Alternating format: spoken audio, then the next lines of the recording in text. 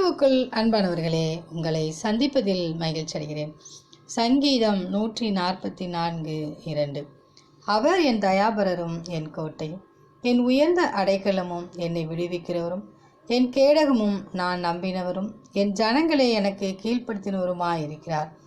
ஆம்பிரியமானவர்களே, சங்கீதக்காரனாகிய தாவீது நம் தேவனாகிய கர்த்தரை சரியாய் புரிந்து அவரை எப்பொழுதும் தன் வலது பார்சத்தில் வைத்திருக்கிறார். எனவே நாமும் சங்கீதக்காரனாகிய தாவீதை போன்று நம் தேவனாகிய கர்த்தரை துதித்து ஸ்தோத்தரித்து அவரை நம் வலது பக்கத்திலே வைத்துக் கொள்வோம்.